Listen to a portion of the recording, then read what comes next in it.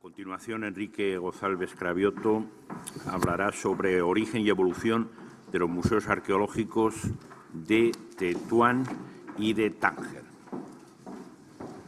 Buenos días a todos, gracias por su asistencia. Bien, la presente aportación va a tratar de...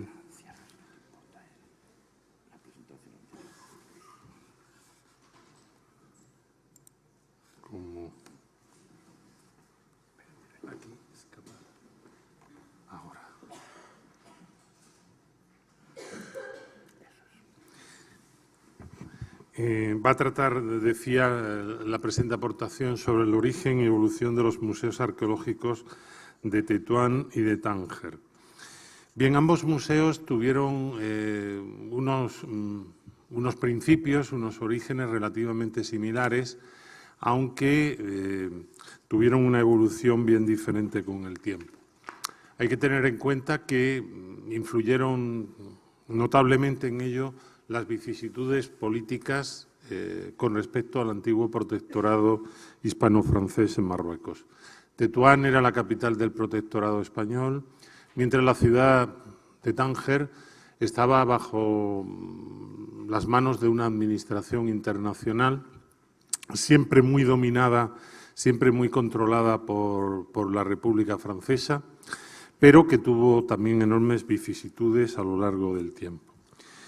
Bien, en primer lugar, la formación del Museo de Tetuán tiene sus orígenes en una exposición permanente que monta la Junta Superior de Monumentos Históricos de Marruecos, que era el organismo creado en el año 1919 para la protección y la promoción de la investigación sobre el patrimonio arqueológico y monumental en el protectorado español. A partir de una legislación, la primera legislación de protección del patrimonio en Marruecos en 1913, que seguía la norma española, que seguía lo que había sido el planteamiento de la primera ley española de 1910-1911 sobre excavaciones arqueológicas, pero al ser en Marruecos, sin embargo, curiosamente, esa legislación tuvo un planteamiento inicial enormemente novedoso, mucho más moderno de lo que se podía suponer, pero lo tuvo por estar en Marruecos.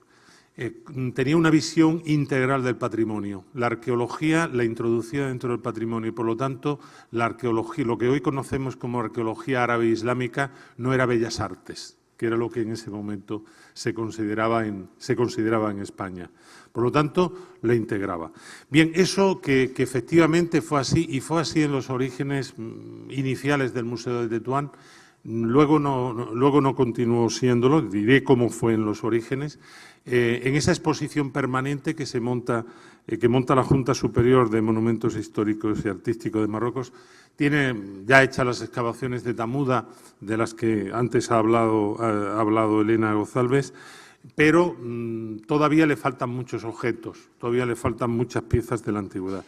Entonces introduce algunas árabes y sobre todo introduce un elemento curioso que luego desaparecerá absolutamente del museo, que son las piezas recuperadas de las mazmorras de la ciudad de Tetuán, donde los cautivos cristianos de los siglos XVI y XVII tuvieron que pechar su desgracia, ¿no? Entonces, los objetos recogidos de la iglesia de las mazmorras, los objetos de esos cautivos, formaron parte del primer museo de Tetuán cuando se monta la primera exposición, y en 1926 pasa a inaugurarse oficialmente como Museo Arqueológico de Tetuán.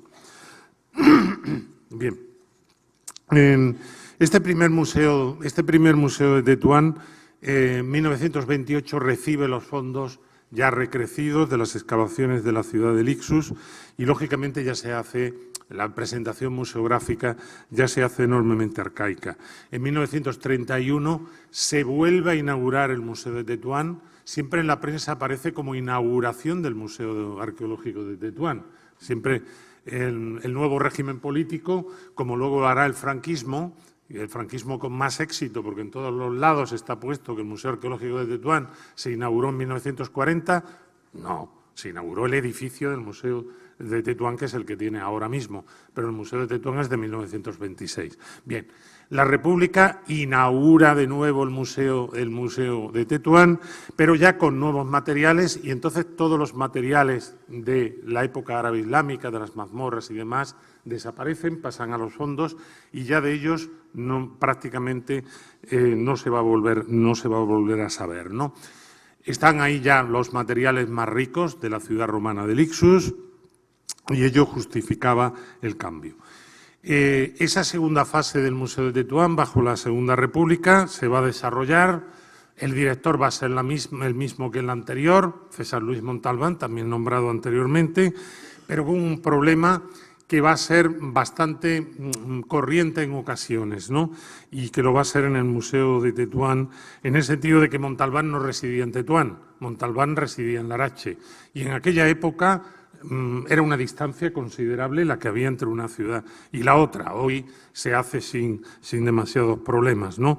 Entonces, realmente era un miembro del cuerpo de intérpretes, Emilio Álvarez Sanstubau, era su nombre, el que siempre prácticamente atiende en el Museo de Tetuán todas las visitas que se reciben de Escarcopino, las visitas que recibe de Tuvenot, por poner un ejemplo, de especialistas extranjeros.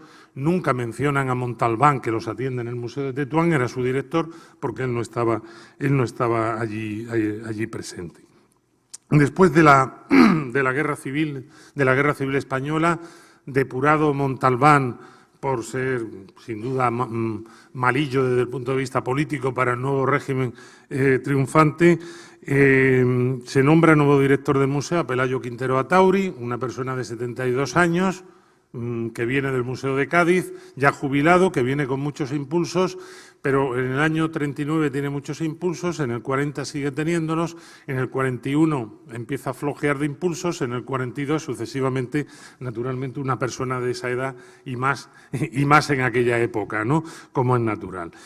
Él hace una nueva presentación museográfica del Museo de Tetuán, en el cual las principales características del mismo, por las descripciones que tenemos, por su propio artículo presentándolo y demás, es que pues pone una maqueta de una naveta, pone unas pinturas de las pinturas rupestres levantinas, de Cogul y demás, es decir, trata de integrar lo español dentro del Museo Marroquí. En la tercera presentación, que será la realizada por Miguel Tarradell a partir de 1951-52, puesto que él convivió varios años con esa presentación, elimina esos elementos, las maquetas pasan al fondo del museo, las pinturas se pintan y se ponen vitrinas en su lugar y pasa a ser ya un museo estrictamente marroquí y estrictamente dedicado también al mundo clásico. Esa presentación museográfica de Tarradell del año 51-52, en el 55 aproximadamente le da una pequeña remodelación y ha sido una presentación museográfica que ha durado cerca de 60 años. Cuando el museo se integre en el Reino de Marruecos, lo único que ocurrirá será que piezas del Museo de Tetuán irán a goteo desapareciendo y aparecerán en el Museo de Rabat por no se sabe qué ley o qué mandato, ¿no? Los bronces de Hércules y Anteo y de Teseo y el Minotauro son el máximo ejemplo. Salieron en los años 60 para una exposición internacional en Estados Unidos y a la vuelta no vuelven al Museo de Tetuán, sino que vuelven al Museo de Rabat. Por poner un ejemplo, que hay otros que también se podrían poner. Bien. Pasando al Museo de Tánger. El Museo de Tánger no es una creación española, como la anterior, es una creación francesa. Los franceses habían realizado excavaciones arqueológicas en la ciudad, en Tánger y en sus alrededores, desde comienzos del siglo XX. Eran excavaciones hechas por aficionados. El jefe del equipo es un diplomático y sociólogo, Michaud Beller, que también se ha aludido anteriormente en la primera aportación. Y todos estos objetos que se reúnen de las excavaciones arqueológicas realizadas en Francia pasan a formar parte de una pequeña exposición que monta Michaud Beller en la sede de la misión científica en Tánger, pero después, cuando a Michovelet le dan un cargo en el protectorado francés, pues todo ese material pues se queda un poco en tierra de nadie porque se cierra la propia misión científica francesa. La coge el Instituto de Segunda Enseñanza de Tánger, el Lycée Regnion, y a partir de ese momento hay una pequeña pugna, una pequeña lucha por constituir un museo en Tánger. Problema. Tánger es una ciudad internacional. ¿Quién paga ese museo? ¿De dónde sale? Cuando en el propio estatuto de la Ciudad Internacional de Tánger de 1923, el tema de la cultura está muy dejado de lado. Es la República Francesa quien asume las obras de rehabilitación, lo paga Francia, las obras de rehabilitación de la Casbah tangerina, donde se va a instalar. La decisión es de 1926, pero la inauguración del museo se produce en el año 1928. El Museo de Tánger siempre va a ser propiedad del Gobierno de Francia y siempre va a ser Francia quien va a tener la competencia sobre el mismo. No va a nombrar nunca un director, va a nombrar un conservador del mismo y siempre va a ser un aficionado. Y es un aficionado profesor del liceo, precisamente.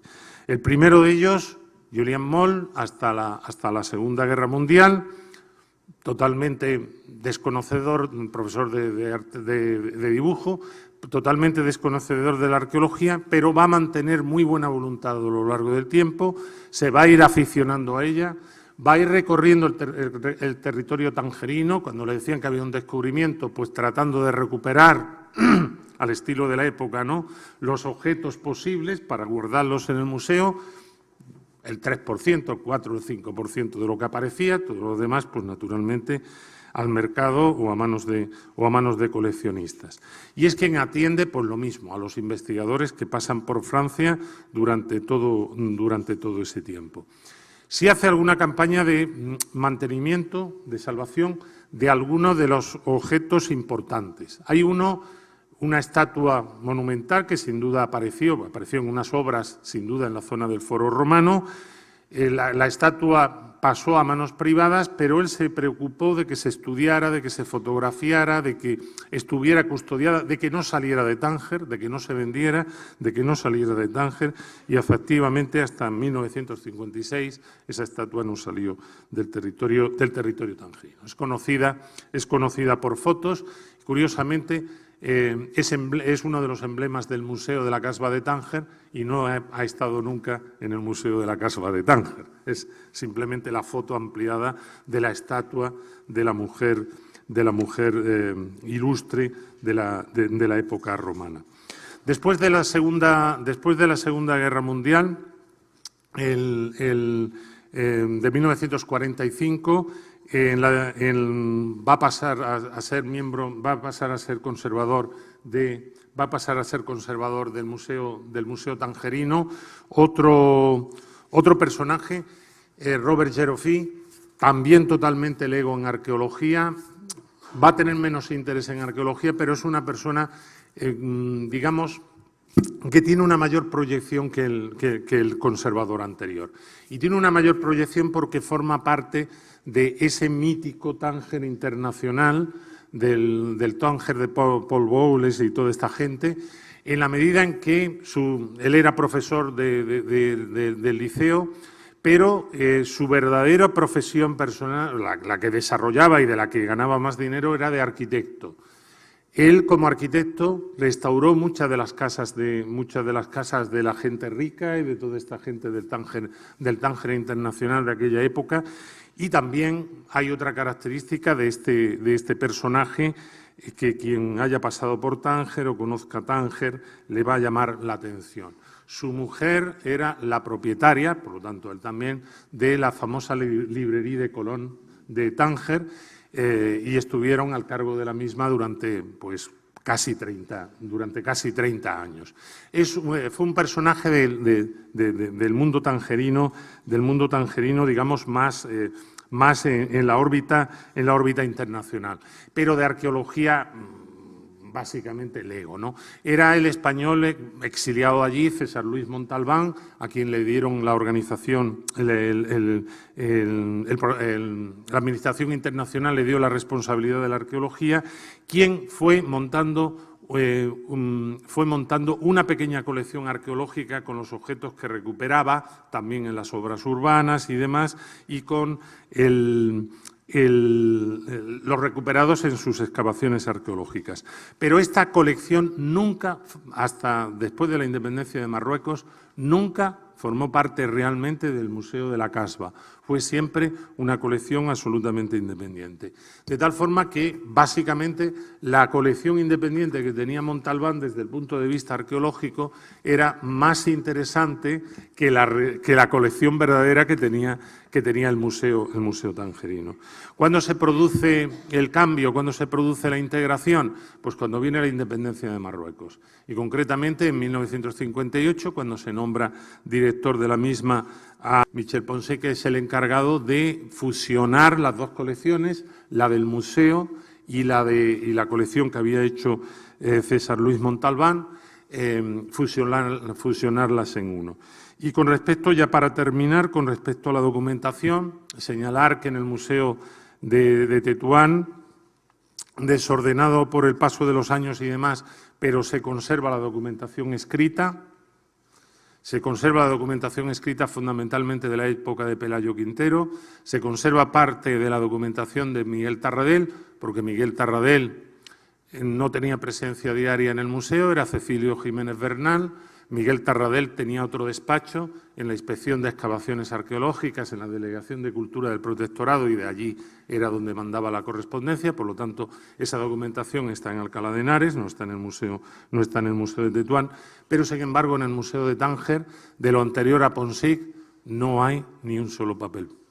Si lo hubo en algún momento, se perdió absolutamente. Todo eso lo ligo con testimonios orales que me llegaron hace años sobre la difícil transición que supuso para Ponsig la asunción de la dirección del Museo de Tánger y la recepción de las dos colecciones, para señalar que los anteriores, con toda probabilidad, por lo menos en mi opinión, no dejaron ni un solo papel de documentación, con lo cual toda la información arqueológica quedan objetos, pero muchos de ellos, hasta en las vitrinas del propio museo tangerino, se puede ver que no pone lugar de procedencia ni momento de hallazgo. Totalmente distinto del Museo de Tetuán, que en este caso pues nos queda la pequeña honrilla que fue de organización española.